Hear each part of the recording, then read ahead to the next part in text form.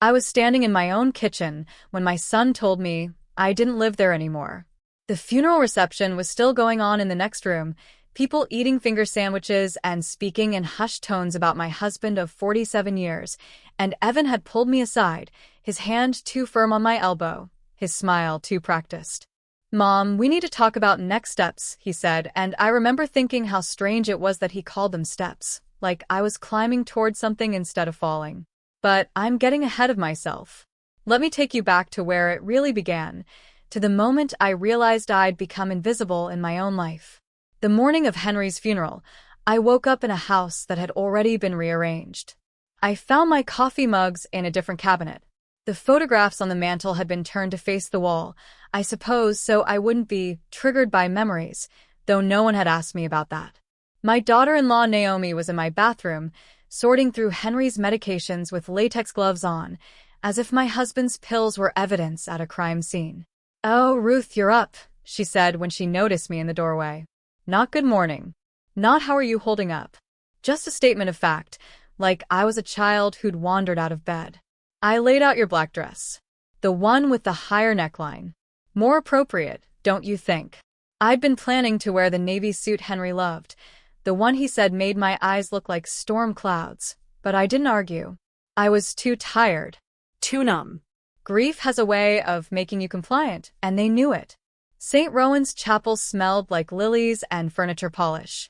I sat in the front pew while Evan stood at the podium, delivering a eulogy that sounded like it had been written by someone who'd never actually met Henry Calder. He talked about dedication and hard work, about family values and legacy. He didn't mention how Henry taught himself piano at 65, or how he left notes in my coat pockets every winter, little reminders that I was loved. He didn't mention anything real. People filed past me with their condolences, but they spoke to Evan, not to me. "Your mother must be devastated," they'd say, as if I weren't sitting right there. "You're being so strong for her." And Evan would nod solemnly, his hand on my shoulder, a performance of devoted son for an audience that ate it up. Naomi sat beside me, her hand occasionally patting mine, but her eyes were always scanning the room, calculating, measuring. Once, I tried to stand, to go speak to Victor Hale, Henry's former employer who'd driven 3 hours to be there, but Naomi's grip tightened on my wrist. "Let's not overwhelm you, Ruth. You need to conserve your energy." I sat back down. I was so well trained by then. The reception at my house was worse. I watched strangers move through my living room while Evan and Naomi orchestrated everything from the kitchen. I heard fragments of conversation, people whispering about how lucky I was to have such attentive children, how I wouldn't have to face this alone. Someone mentioned assisted living, and another person nodded knowingly, saying it was probably for the best at my age. I was 70 years old. I'd run a bookkeeping business until 3 years ago. I could still recite pi to 20 digits and beat anyone at Scrabble. But somewhere along the way, I'd become elderly in their eyes, which is different from being old. Elderly means incompetent. Elderly means someone else gets to decide. "Mom, come with me for a second." Evan's voice pulled me from my thoughts. He guided me into Henry's study, the room that still smelled like his cologne, and closed the door. Naomi was already there, perched on the desk edge like she owned it. "We've been talking," Evan began, "and we think it's time to consider some changes. You can't stay here alone. This house is too big, too much maintenance. And you've been forgetting things." "I haven't forgotten anything," I said quietly. "Mom, last week you called me asking where your car keys were. I found them in the refrigerator." I stared at him. I had never put my keys in the refrigerator. I'd lost them, yes, but I'd found them later in my purse, right where I always kept them. "That's not." "And you missed your doctor's appointment." Dr. Bell's office called, Naomi worried. "I didn't have an appointment last Tuesday." Naomi's smile was gentle, pitying. "Ruth, you did. I confirmed it with you 3 times. This is exactly what we're talking about. These little slips, they add up." Fear started creeping in then, cold and insidious. Was I losing my memory? Had I really done those things? Grief does strange things to the mind, and I'd been so tired, so hollowed out since Henry's death. Maybe they were right. "We've found a wonderful place," Evan continued, pulling out a brochure. "Lakeshore Heights. It's not a nursing home, Mom. It's luxury assisted living. You'd have your own apartment, activities, people your age. And we'd visit all the time." The brochure showed smiling elderly people playing cards, eating in a communal dining room, being gently shepherded through their remaining years. I felt something inside me crack. I don't want to leave my home. Mom, be reasonable. You're not thinking clearly right now. That's okay. That's what we're here for. We've already put down a deposit. You can move in next month once we get the house sorted. The house sorted? Listed, Naomi said. We can't let it sit empty. The market's good right now. And that's when I should have fought. That's when I should have screamed, called a lawyer, thrown them out. But I was drowning in doubt, in this horrible possibility that maybe I really was losing myself, that maybe my own mind had betrayed me just when I needed it most. So I just nodded, numb, and let them lead me back to my own funeral reception like a child who'd wandered off.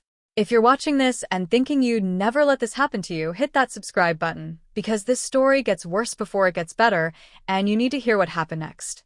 That night, after everyone left, after Evan and Naomi finally went home with promises to return in the morning to start the transition process, I sat in Henry's chair and cried. Not gentle tears, but the kind of sobbing that comes from somewhere primal, the kind that leaves you empty.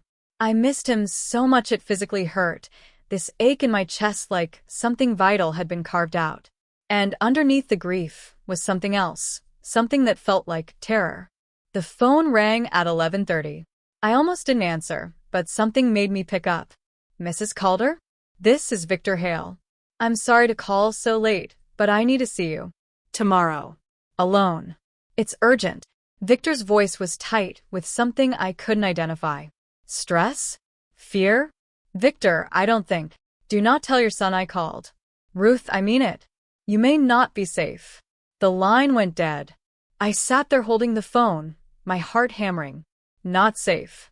What did that even mean? But something in Victor's voice, the raw urgency of it, cut through my fog of grief and self-doubt. I'd known Victor for 20 years. He wasn't prone to dramatics. I barely slept. Every creak of the house settling made me jump. Twice I got up and checked the locks, even though I'd already checked them.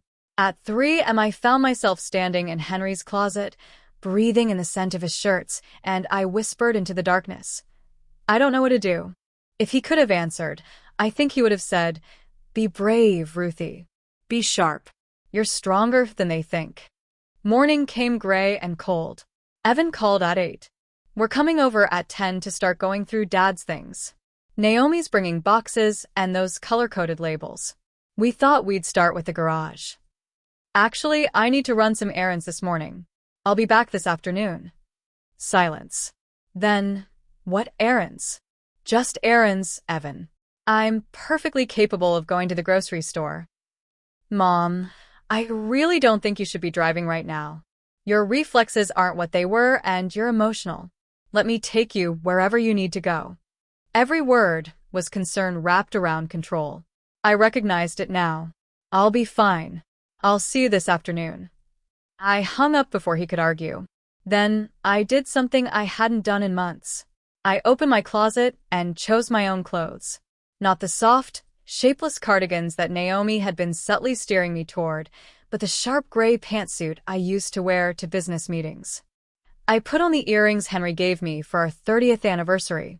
I looked in the mirror and saw myself for the first time in weeks, not the confused old woman my son was painting me as, but Ruth Calder, who'd built a business from nothing, who'd balanced books for the city's most demanding clients, who'd negotiated and fought and won.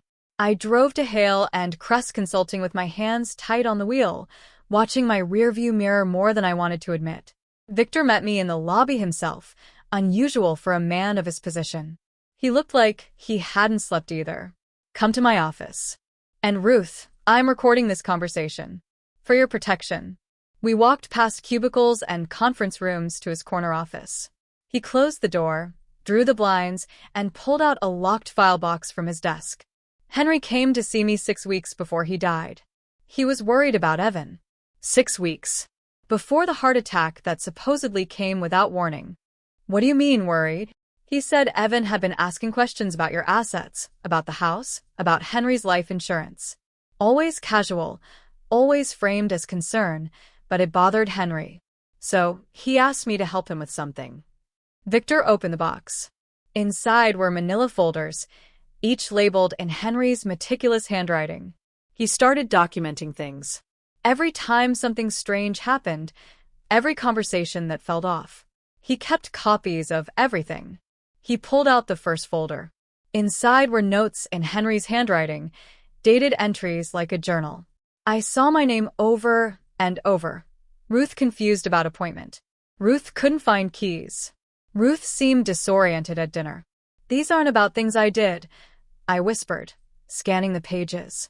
Half of these never happened. And the ones that did, there were explanations. I didn't miss that appointment, I never had one scheduled. My keys weren't in the refrigerator, Evan must have. I stopped. The realization was ice water in my veins. He was setting me up. Even before Henry died, he was building a case that I was incompetent. There's more. Victor pulled out another folder. Draft power of attorney documents, filled out but never signed. All giving Evan complete control over your finances and medical decisions. Henry found them in Evan's car when he borrowed it for an oil change. Evan had forged your signature. Badly, but it was there. I couldn't breathe. My own son. My only child. And this. Victor handed me a single sheet of paper. It was an email from Naomi to Evan, printed out. The subject line was Timeline. Mom's dementia diagnosis from Dr. Bell. Mid-November. POA filed. Early December. Lakeshore deposit. December 15th. House listing. January 1st. Probate should clear by March. The email was dated October 3rd. Henry died October 18th. They'd planned this before he was dead. They'd mapped out my entire future, the theft of my autonomy, the sale of my home, and they'd done it while Henry was still alive. While we were still planning our trip to see the fall colors in Vermont, while he was still leaving me notes in my pockets, they were counting down to his death like it was a project deadline. Ruth, I need to ask you something, and I need you to think very carefully. Victor's voice was gentle but urgent. Did Henry have a heart attack? Or is that just what you were told? The world tilted. What are you, the paramedics, the hospital, the death certificate? Who called the paramedics? Evan. We were having dinner at his house, and Henry collapsed. Evan called 911 while Naomi tried CPR. And who identified the body at the hospital? Evan did. I was too distraught. They said it would be too traumatic for me. The words sounded hollow even as I said them. Victor, what are you telling me? Before he could answer, there was commotion in the hallway. Raised voices. Victor's assistant trying to stop someone. Then the door burst open and Evan stood there, Naomi right behind him, both of them breathing hard like they'd run up the stairs. Mom, thank God we found you. Evan's face was the perfect picture of worried son. You left the stove on. The smoke detector was going off. We thought the house was on fire. I hadn't been anywhere near the stove that morning. I didn't. You did, Mom. This is exactly what we've been trying to tell you. You can't trust your memory right now. He turned to Victor, and I saw the flash of something ugly cross his face before he smoothed it away. Mr. Hale, I don't know what you think you're doing, but my mother isn't well. She's grieving, she's confused, and she's vulnerable. If you're trying to take advantage. I'm not the one taking advantage, Victor said quietly. Naomi moved closer to me, her hand reaching for my arm in that gesture I now recognized as possessive rather than comforting. Ruth, let's get you home. You're clearly having an episode. I'm not having an episode. I'm having a conversation. With a man who's filling your head with paranoid conspiracy theories while you're at your most vulnerable, Evan said. His voice was still calm, still reasonable, but there was steel underneath. Mom, I love you. I'm trying to protect you. But you're not making it easy. And that's when the door to the inner office opened. Henry Calder walked out. Naomi screamed. Evan stumbled backward, his face draining of color so fast I thought he might faint. I couldn't move. Couldn't breathe. Couldn't process what I was seeing. My husband, who I'd buried 3 days ago, whose funeral I'd sat through, whose absence had carved me hollow, was standing 10 feet away in a different suit, looking at our son with an expression I'd never seen on his face before. Grief transformed into rage is a terrible thing to witness. If you need to pause this video and collect yourself, I understand. Hit that like button so you can find your way back because you need to hear what happened next. "Hello, Evan," Henry said. His voice was calm, almost pleasant, which made it worse somehow. "Surprised to see me?" Evan made a sound that might have been a word. Naomi had gone completely white, her hand pressed to her mouth. "Ruth, darling, I'm sorry." Henry looked at me then, and I saw tears in his eyes. "I'm so sorry I put you through this. But I had to know. I had to see what they'd do, if they thought I was gone." "You're dead," Evan whispered. "You're dead. I saw you."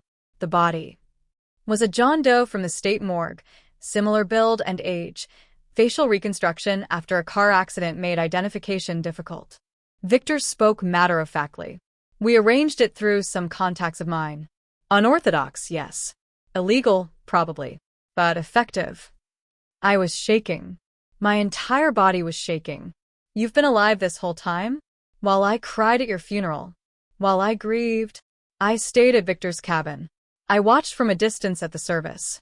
Ruth, you have to understand, if I'd told you, you wouldn't have been able to hide it. They would have known something was wrong. I needed them to believe I was gone, so I could see what they'd really do, what they'd been planning. You let me think my husband was dead." My voice broke. "You let me believe I was losing my mind." Henry stepped toward me, and I stepped back. He stopped, pain flashing across his face. I know I hurt you. But Ruth, they were going to destroy you. They were going to lock you away and take everything we built, and I needed proof. I needed them to show their hand completely." "What proof?" Evan had found his voice again, though it was shaky. "This is insane. Dad, you faked your own death? You put Mom through hell for what? Some paranoid fantasy that I'm trying to steal from you." "Not a fantasy." Victor pulled out another folder. This one was thick, stuffed with papers. "Private investigators report. We've been following you for 2 months, Evan. We know about the gambling debts. $90,000 to a casino in Atlantic City, another 40 to a bookie in Jersey. We know about the credit cards you opened in your mother's name. We have footage of you at Dr. Bell's office. We have the recording of you offering him $10,000 to falsify a dementia diagnosis." He pulled out photographs, spreading them on the desk like cards in a game of poker. Evan at a roulette table. Evan meeting with a man outside a medical building, an envelope changing hands. Evan and Naomi in their car, and even from the still image, I could see them laughing. "We have audio too," Victor continued. "From when you thought Ruth was already moved into Lakeshore. Want to hear it?" He pressed play on a small recorder. Naomi's voice filled the room, crystal clear. "Honestly, I'll be relieved when she's finally settled. The whole confused elderly woman act is exhausting to maintain. How much longer do we have to keep visiting?" Evan's voice responded. "Once the house sells and the money clears, we can drop it to once a month. She'll probably forget we were even there." They both laughed.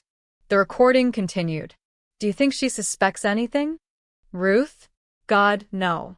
She's so beaten down she'd believe anything we told her. Her own mind is the enemy now, at least that's what she thinks. It's kind of genius, really. Gaslight someone enough, and they do the work for you." Victor turned it off. The silence was deafening. I looked at my son. Really looked at him. This man I'd raised, nursed through fevers, taught to read, celebrated every achievement of. This stranger who'd systematically dismantled my sense of reality so he could rob me blind. "Mom, wait, that's out of context." Evan started. "Don't." The word came out hard and sharp. "Don't you dare. I gave you everything. Everything I had, everything I was. And you tried to bury me alive. We needed the money. Do you have any idea what our lives are like? The pressure? We were just speeding up the inevitable anyway. You're old, Mom. You were going to need care, eventually. We were just being practical." Practical. He called stealing my life practical. Naomi had started crying, makeup running down her face. Ruth, please, we love you. We were trying to help. You have to believe. Get out. Mom. Get out. The scream tore out of me, months of suppressed rage and grief and betrayal all erupting at once. Get out of this office. Get out of my life. You're not my son anymore. I don't have a son. Evan's face twisted into something ugly then, the mask finally dropping completely. Fine. Fine. You want to side with him? The man who put you through hell for some sick test? Be my guest. But you're going to regret this. That house is half mine. Those assets are community property, and I will fight you for every penny. Try it, Henry said quietly. I've already filed. Fraud, elder abuse, identity theft. The DA is very interested in your activities, Evan. And Naomi, that nursing license you're so proud of? I'd say you have about a week before the board reviews your conduct. They left then, Naomi sobbing, Evan pale and shaking with impotent fury. The door slammed hard enough to rattle the windows. I sat down heavily in the nearest chair. Henry approached slowly, like I was a wild animal that might bolt. When he knelt in front of me, I saw that his hands were shaking too. Ruth, I know I can't ask you to forgive me. What I did was cruel. But I need you to know that every second of the last 3 weeks has been torture. Watching you grieve from a distance, knowing I was causing you that pain. But they were going to take you from me anyway, legally, irreversibly. At least this way, we could stop them. I looked at this man I'd loved for 47 years. This man who just put me through the worst experience of my life to save me from something worse. I didn't know what I felt. Relief that he was a live ward with fury at the deception, love tangled with betrayal in a knot I couldn't begin to untangle. I need time, I said finally. I need time to process this. All of it. I understand. I'll stay with Victor. Take whatever time you need. And Henry, I'm glad you're not dead. But right now, I'm not sure I like you very much. He nodded, tears spilling over. That's fair. That's more than fair. Comment below if you've ever had to cut family out of your life. This next part gets complicated. The legal proceedings took 3 months. Evan and Naomi fought viciously at first, hiring an expensive lawyer who argued that the whole setup was entrapment, that Henry's actions were elder abuse themselves, that I'd been manipulated by a controlling husband into turning against my loving son. But the evidence was overwhelming. The forged documents. The recordings. Dr. Bell, when questioned, crumbled immediately and admitted to accepting bribes to falsify medical reports. The prosecutor offered Evan a deal: plead guilty to fraud and identity theft, accept a suspended sentence and probation, and stay away from us. He took it. Naomi lost her nursing license. They sold their house to pay legal fees and moved across the country. I heard through mutual acquaintances that they divorced within a year. I didn't feel triumphant about any of it. I just felt tired. Henry and I went to therapy. Court-mandated at first because the judge wanted to ensure I truly had agency in whatever decision I made about our marriage. But we kept going after the requirement ended. We talked about trust and trauma, about the impossible choice he'd made and the impossible situation that had necessitated it. Our therapist asked me once if I thought Henry had done the right thing. I don't know if there was a right thing, I said. Every option was terrible, but at least now I'm free. It took almost a year, but slowly, we found our way back to each other. Not to who we were before, that was impossible, but to something new, something that acknowledged the scars we both carried. We sold the house. Neither of us could live there anymore, not with the memories of those final months soaked into every room. We bought a smaller place in Ashford Ridge, 3 hours away, where nobody knew our story and we could just be Henry and Ruth again. I planted a garden. Something about putting my hands in soil, nurturing things that grew towards sunlight, helped heal something in me. Henry learned to paint terrible abstract stuff that made me laugh, which was the whole point. Life became quiet in a way it had never been before. Not the forced quiet of suppression, but the peaceful quiet of 2 people who'd survived a storm and found shelter. 6 months after we moved, a letter arrived. Evan's handwriting on the envelope. I held it for a long time before opening it. The letter was 3 pages of apologies, explanations, justifications. He was in therapy now. He understood what he'd done was wrong. He wanted a chance to rebuild, to earn back my trust. He said he'd changed. Maybe he had. Maybe he hadn't. I'd never know, because I didn't respond. I showed the letter to Henry. "Do you want to reach out to him?" he asked carefully. I thought about it. Really thought about it. About second chances and forgiveness, about the difference between reconciliation and enabling, about what I owed to the past versus what I owed to my future. "No," I said finally. "Some doors don't need to be slammed. They only need to stay closed." We burned the letter in the fireplace that night. Watched the pages curl and blacken, the words dissolving into ash and smoke. It felt like a funeral, in a way. Not for Evan, but for the version of him I'd held on to, the son who'd never really existed outside my imagination. I'm 72 now. Henry is 74. We take walks every evening, watch terrible reality TV, argue about whose turn it is to do the dishes. We're ordinary in the best possible way. Sometimes people ask if I regret cutting off my only child. They expect guilt, endless second-guessing. But the truth is simpler than that. I chose life. Meaning.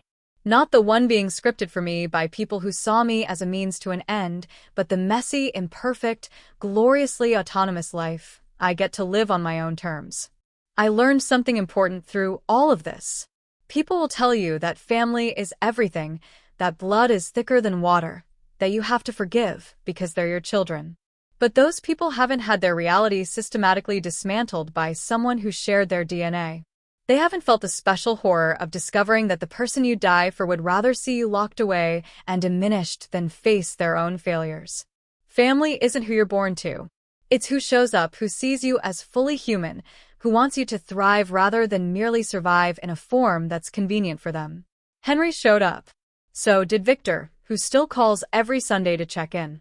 So did the therapist who helped me excavate my sense of self from under years of subtle erosion. So did the neighbor in Ashford Ridge who brings us vegetables from her garden and doesn't ask about our past. Those are my family now. As for Evan, I don't hate him. Hate requires energy I'd rather spend on living. I feel a kind of distant sadness when I think of him, like mourning someone who died a long time ago.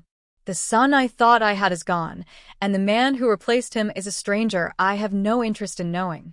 Sometimes I wonder what I would have done differently if I'd recognized the warning signs earlier. But then I remember that you can't see the trap when you're the one in it, when the people building it know exactly which of your instincts to exploit. Maternal love, the desire to be helpful, the fear of being a burden. These were the tools they used to reshape my reality. The best I can do now is warn others. Watch for the small erosions. When someone starts managing your life without asking permission. When your own perception of reality is constantly questioned. When concern feels like a cage.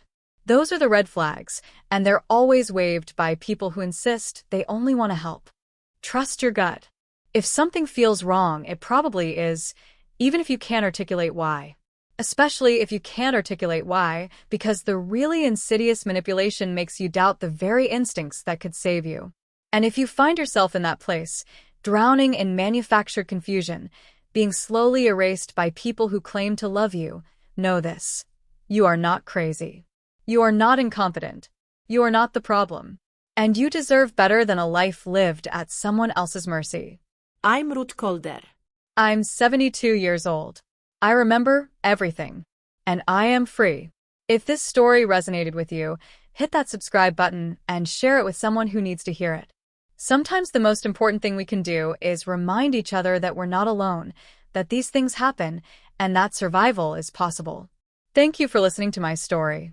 And remember, some doors don't need to be slammed. They only need to stay closed.